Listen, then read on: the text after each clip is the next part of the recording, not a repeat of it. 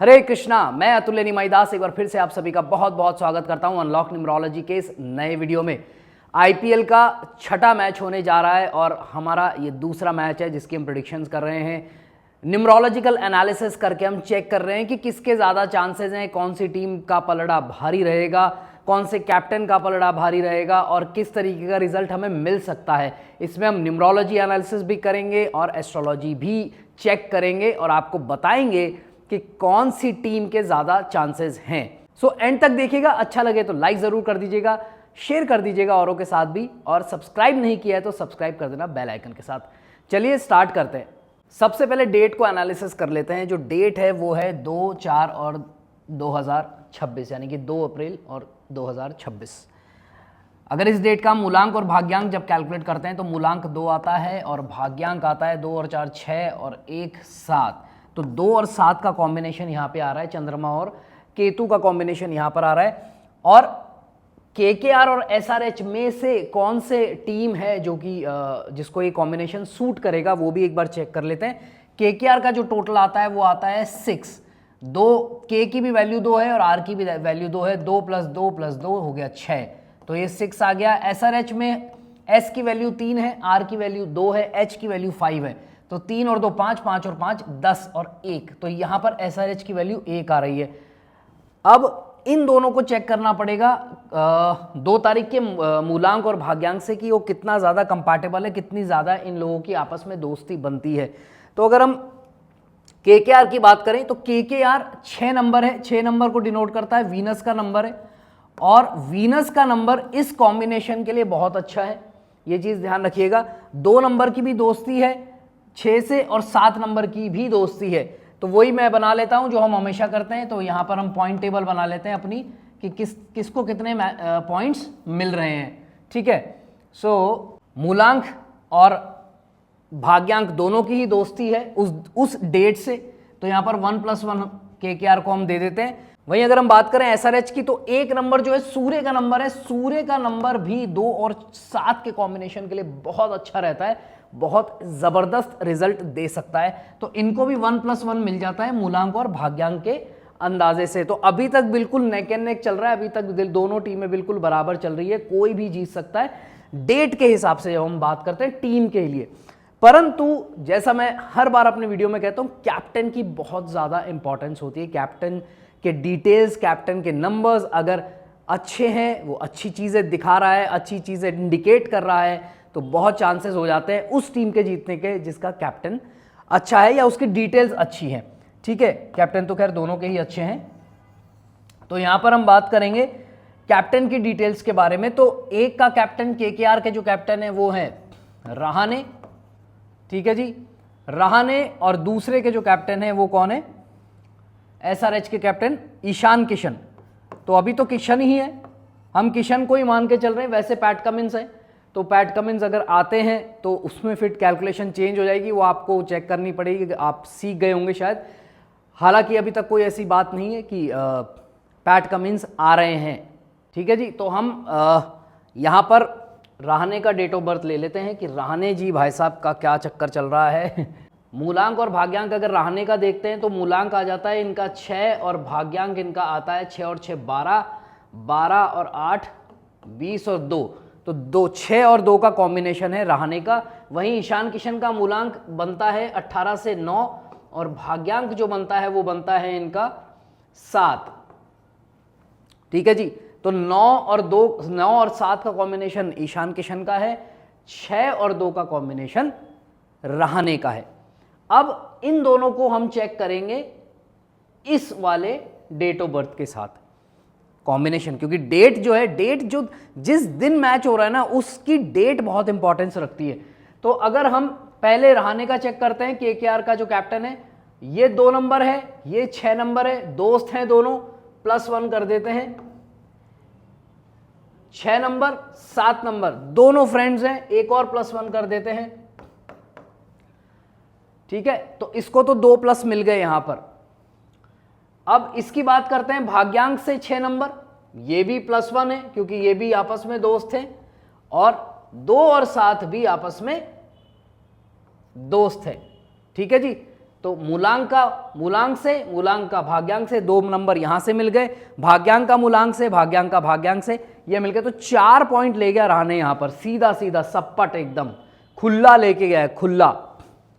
अब बात करते हैं ईशान किशन की। तो ईशान किशन का 9 नंबर है, 9 नंबर और 2 नंबर का दोस्ती नहीं है, 9 नंबर और 7 नंबर की भी दोस्ती एज सच कोई नहीं, बहुत एक्सट्रीम कॉम्बिनेशन है। तो अगर ये देगा तो बहुत जबरदस्त देगा, नहीं तो नहीं भी देगा। तो यहां पर हम करते हैं 1 प्लस दे देते हैं, क्योंकि कई बार क्या होता है कि केतु और मंगल का जो कॉम्बिनेशन है ना, ये तगड़े रिजल्ट दे सकता है। अब बात करते हैं इसके भाग्यांक की। तो 7 और 2 बहुत अच्छे दोस्त हैं, तो यहां पर एक और +1 मिल गया। 7 और 7 तो सेम हो ही गए, तो ये एक और +1 यहां पर मिल गया। अब यहां पर देखने वाली एक बहुत इंपॉर्टेंट बात है कि उस दिन का जो भाग्यांक है, आप ध्यान से सुनिएगा इस चीज को, बहुत इंपॉर्टेंट चीज बता रहा हूं आपको। उस दिन का जो भाग्यांक है वो नंबर 7 है, 7, राइट।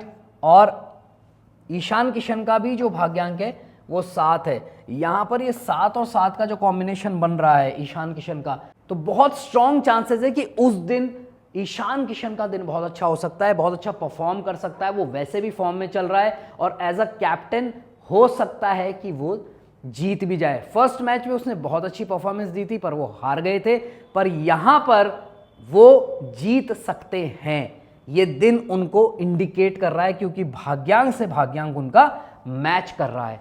ठीक है जी, तो ये चीज ध्यान रखिएगा।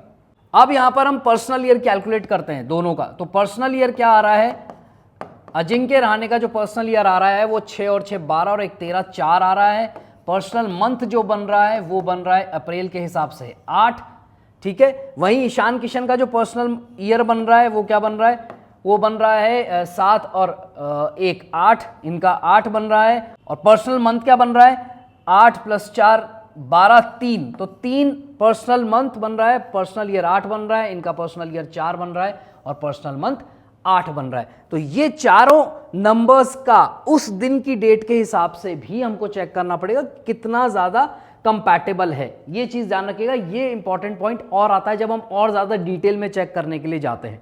तो जब हम पर्सनल मंथ की बात करते हैं ना, पर्सनल ईयर की जब हम बात करते हैं, तो पर्सनल ईयर एक बड़ा वो हो गया पैमाना, तो उस पैमाने से चेक करना थोड़ा सा मुश्किल हो जाता है। एक पर्टिकुलर मैच के लिए पूरा साल कैसा जाएगा वो तो पता लग जाता है, पर पर्टिकुलर मैच कैसा जाएगा उसके लिए फिर हमको पर्सनल मंथ देखना पड़ता है और पर्सनल डे भी देखते हैं।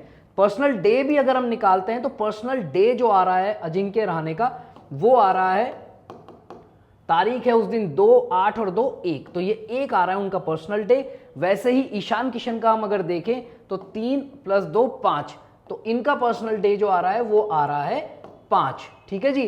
तो यहां आ रहा है 1 सूर्य का नंबर, यहां आ रहा है 5 बुध का नंबर। अब पर्सनल मंथ सबसे पहले देखते हैं। तो अजिंक्य रहाणे का पर्सनल मंथ आ रहा है 8, जो कि इनके जो उस दिन की डेट के मूलांक और भाग्यांक दोनों का ही नॉन फ्रेंडली नंबर है, तो ये एक इनके लिए थोड़ा सा माइनस पॉइंट हो जाता है। पर जब हम पर्सनल डे देखते हैं ना, तो पर्सनल डे उस दिन के मूलांक और भाग्यांक दोनों का ही एक अच्छा मित्र कहलाता है, इस कॉम्बिनेशन का एक अच्छा मित्र कहलाता है। तो रहाणे के यहां पर थोड़े से चांसेस भी बनते हैं और 1 + 1 भी उसको मिल जाता है यहां पर। वहीं पर ईशान किशन की अगर हम बात करें, पर्सनल मंथ जो है उसका फ्रेंडशिप 2 के साथ तो है, 1+ तो मिल जाएगा। वहीं 7 नंबर जो केतु का नंबर है उसके साथ भी इसकी फ्रेंडशिप है, तो अगर हम इसको देंगे तो यहां पर भी इनको 2 प्लस पॉइंट मिल जाएंगे, पे 1 नहीं 2 पर्सनल पॉइंट प्लस पॉइंट। और पर यहां प्रॉब्लम जब आती है, जब पर्सनल डे की हम बात करते हैं, तो 5 नंबर और 2 नंबर कोई खास फ्रेंड्स नहीं है, ना ही केतु के नंबर के साथ उसकी कोई फ्रेंडशिप है, ठीक है। तो अगर हम दोनों के पॉइंट की टैली करें, अगर हम कैलकुलेट करें दोनों के पॉइंट्स, तो 1 2 3 4 5 6 7, तो यहां 7 आ रहा है टोटल, 1 2 3 4 5 6 और 1 7, तो यहां पर भी 7 आ रहा है टोटल। तो दोनों के पॉइंट्स एकदम बराबर हैं। परंतु मैं आपको एक इंपॉर्टेंट चीज बताने जा रहा हूं यहां पर, इसको ध्यानपूर्वक सुनिएगा। ये जो मैच है ना, ये मैच है 6th मैच, ये छठा मैच है। ये बहुत इंपॉर्टेंट पॉइंट बताने जा रहा हूं आपको, छठा मैच है, यानी कि 6 नंबर। रहाणे का जो मूलांक है वो 6 है, मूलांक लिख देते, और केकेआर का जो टोटल है वो भी 6 है, यानी कि ये 6 और ये 6th मैच का 6, ये अपने आप में बहुत स्ट्रॉन्ग इंडिकेशन दे रहा है केकेआर का पलड़ा भारी दिख रहा है। यहां पर पॉइंट्स तो दोनों के बराबर आ गए हैं, पर ये जो 6 नंबर का जो कॉम्बिनेशन हमको यहां पर देखने को मिल रहा है केकेआर के फेवर में जाता दिख रहा है, ये बिल्कुल तय बात है। साथ ही साथ ईडन गार्डन्स में मैच है, तो ईडन गार्डन्स कोलकाता में है, तो वहां पर होम ग्राउंड का, होम पब्लिक का, ऑडियंस का इनको एक जबरदस्त सपोर्ट मिल सकता है और मिलेगा। अब बात करते हैं कुंडली के बारे में, थोड़ा सा एस्ट्रोलॉजिकल एस्पेक्ट देख लेते हैं, उससे और थोड़ी सी क्लैरिटी आ जाएगी। तो अब हम कुंडली को थोड़ा सा देख लेते हैं। ये केकेआर की कुंडली है। केकेआर की जब हम बात करते हैं तो सबसे बड़ी जो प्रॉब्लम यहाँ पे आ रही है वो ये चंद्रमा की प्रॉब्लम आ रही है कि चौथा चंद्रमा बैठा हुआ है और 4th चंद्रमा जो होता है वो प्रॉब्लम क्रिएट करता है। ठीक है, तो चौथे हाउस का चंद्रमा जब बनता है तो वो उतना अच्छा नहीं होता, वो प्रॉब्लम क्रिएट करता है। उसके अलावा इनके पास प्लस पॉइंट ज़्यादा है, जैसे जो लग्न का स्वामी है बुध, वो 9th हाउस में बैठा है, 1st हाउस और 9th हाउस का कॉम्बिनेशन बना रहा है, परंतु राहु के साथ बैठा है, तो वो भाग्य घर में राहु जब बैठता है तो वो थोड़ी सी प्रॉब्लम वहाँ भी क्रिएट करता है, पर फिर भी ये एक अच्छा योग बन रहा है। दूसरा अच्छा योग क्या बन रहा है कि जो 6th हाउस है, 6th हाउस क्या होता है, दुश्मन, क्विज, कंपटीशन, इन सब चीज़ों का होता है, वो मंगल है। मंगल कहाँ बैठा है, कर्म के क्षेत्र में बैठा है, रिजल्ट के क्षेत्र में बैठा है, तो वहाँ पर एक प्लस पॉइंट बनता है कि मंगल की पोजीशन बहुत अच्छी है।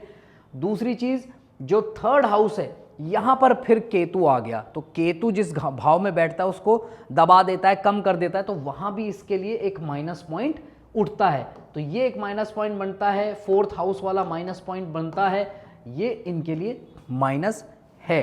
प्लस पॉइंट भी है तो माइनस पॉइंट भी है, तो एस्ट्रोलॉजिकली इनके कोई 100 टाइप का कॉम्बिनेशन बन रहा है।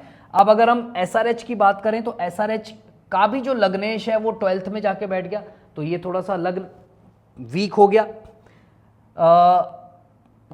चंद्रमा इनका 5th हाउस में, तो ये एक अच्छा है, ये प्लस पॉइंट है इनके लिए। और जो इनका 7th हाउस का स्वामी है वो यहाँ से इनको डायरेक्ट दृष्टि डाल रहा है, तो ये एक प्लस पॉइंट आ गया इनके लिए। 10th हाउस में बुध और राहु का होना, ये भी कहीं ना कहीं इनके लिए एक प्लस पॉइंट आ जाता है। अब अगर हम न्यूमरोलॉजिकल लेवल पे बात करें तो केकेआर के ज़्यादा अच्छे चांसेस दिख रहे थे, पर अगर हम एस्ट्रोलॉजिकल एस्पेक्ट को जब चेक करते हैं तो यहाँ पर एसआरएच का पलड़ा भारी लग रहा है। तो यहाँ पे डिपेंड करता है कि कौन सी टीम के प्लेयर्स ज़्यादा अच्छा खेलते हैं, वही टीम यहाँ पर जीतती दिख रही है। परंतु जैसा मैंने आपको बोला, ईडन गार्डन्स जो है वो कोलकाता का होम ग्राउंड है, वहाँ पर चांसेस ज़्यादा कोलकाता के हैं। रहाणे का दिन उस दिन अच्छा दिख रहा है, साथ ही साथ ईशान किशन का भी अच्छा दिख रहा है। सो आई वुड से 60% चांसेस जो हैं वो केकेआर के जीतने के हैं और 40% चांसेस जो हैं वो एसआरएच के जीतने के हैं। सो आई होप आपको समझ में आया है। समझ में आया है तो लाइक कर दीजिए, शेयर कर दीजिए वीडियो को, और सब्सक्राइब नहीं किया है तो अभी तक सब्सक्राइब कर दीजिए बेल आइकन के साथ। Thank you so much for watching this video. God bless you all the best. Hare Krishna.